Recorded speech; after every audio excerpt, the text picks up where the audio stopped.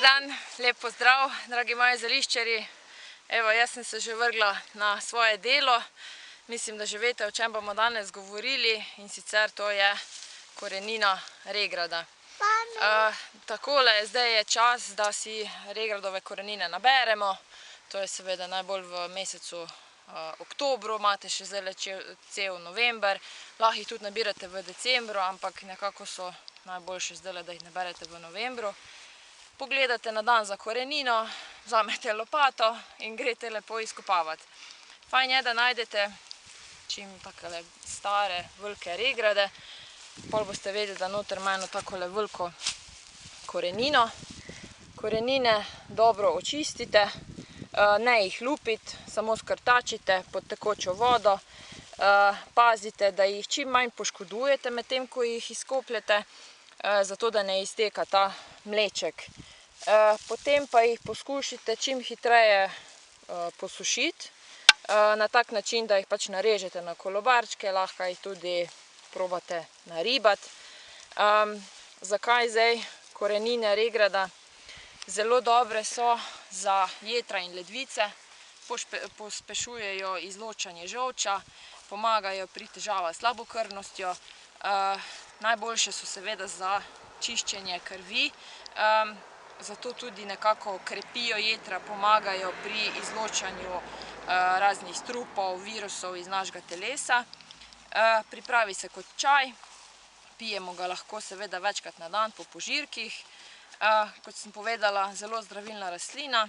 Najboljše so korenine, kot sem rekla, v jesenskem času, ker v spomladanskem času nekako rastlina že začne se pripravljati, da odganja te nove, sveže, mlade liste in s tem tudi črpa vso to zdravilne učinkovine iz korenine. Zato je pač potrebno, da si korenine naberete zdaj. Katere še druge rastline nabiramo, kot sem rekla? Regrad. Zelo dobro je, da si naberete tudi korenine peteršilja. Pri nas je še vedno takle zelen. Spet čisto preprosto, pač lopato izkopljemo korenino. Poskusimo, da jo čim manj poškodujemo. Spet samo operemo pod tekočo vodo, skrtačimo, naležemo na kolobarčke in naribamo. Korenina se uporablja pri pripravi čaja. Zdaj pa korenine niso samo za čaj, zato lahko regradove korenine in pa peteršiljeve uporabite tudi pri, če delate tele sveže vegete. Torej, jih samo zmeljete, zelo fajn so v kombinaciji z korenjem in jih potem uporabite pri pripravi jedi. Peteršiljeve korenine so zelo dobre za ledvica, pospešujejo izločanje seča iz ledvic, niso pa primerne za ljudi, ki imajo težave z ledvicami, so kakšni težki ledvični bolniki, so na kakšnih dializah, zato jih rajši uporabljajte preventivno, da ne pride do kakšnih težjih obolenj. Zelo dobro je v čajni mešanici z rumenimi koprivami in pa brezo.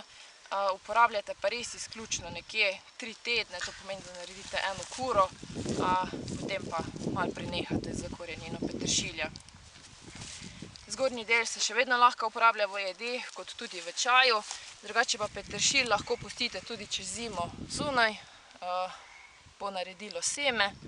Seme pa potem spet uporabljate pri težavah z ledvicami. Danes imam takega pomagača s sabo, ja. Tako da midva se bomo kar lotila izkopavanja korenin.